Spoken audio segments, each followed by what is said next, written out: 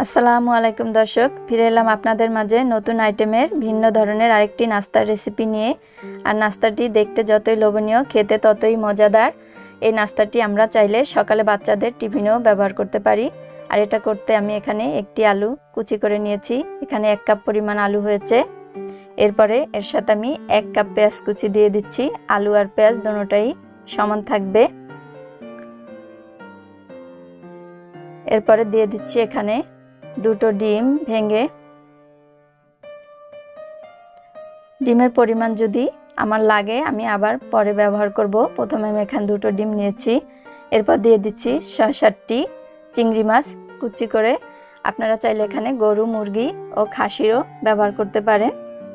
এরপর দিয়ে দিচ্ছি 1/2 টেবিল চামচ সাদা গোলমরিচ গুঁড়ো, দিয়ে দিচ্ছি স্বাদমতো লবণ, দিয়ে দিচ্ছি 1/2 কাপ ময়দা।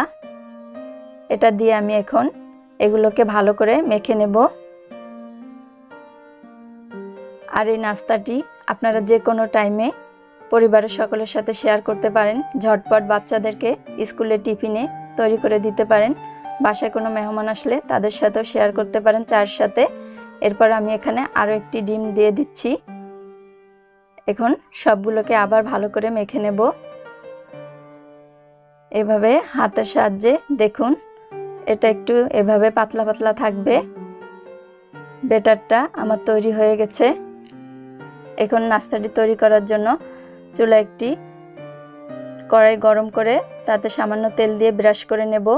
এখানে আমার তেলের পরিমাণও কম লাগবে নাস্তাটি তৈরি করতে। এভাবে ব্রাশ করার পরে আমি এর ভিতরে আমার মাখানো ব্যাটারটাকে ছেড়ে দেব। দিয়ে এটাকে আমি হাতের সাহায্যেই সুন্দর করে বিছিয়ে দেব। আর এই রেসিপিটি ভালো লাগলে অবশ্যই চ্যানেলটি সাবস্ক্রাইব করবেন এবং আমার পাশে থাকবেন। এখন এটাকে আমি ঢাকনা দিয়ে চুলার আঁচটা কিন্তু মিডিয়ামে একদম লো আঁচে রাখবো। এভাবে আমি 5-6 মিনিট অপেক্ষা করার পরে এটাকে আমি উল্টিয়ে দেব। আর আমার এই রেসিপিটি ভালো লাগলে অবশ্যই লাইক, কমেন্ট ও শেয়ার করবেন। দেখুন এই পিসের সাইজটা কত সুন্দর হয়েছে দেখতে। এবার ঢাকনা দিয়ে আবারও আমি এটাকে উল্টিয়ে নেব। এভাবে চেপে চেপে এটাকে ভাজি করতে হবে।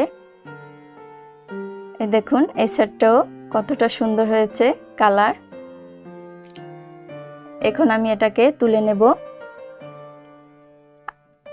আমি আমার পছন্দ মতো সাইজ করে কেটে নিচ্ছি।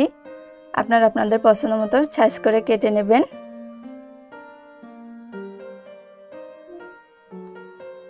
আমি একটা আপনাদেরকে তুলে দেখাচ্ছি। দেখুন ভেতরটা কত সুন্দর পুরো হয়েছে। আপনারা চাইলে আরও পাতলাও করতে পারেন। আর রেসিপিটি ভালো লাগলে অবশ্যই আমাকে কমেন্ট করে জানাবেন। আসসালামু আলাইকুম।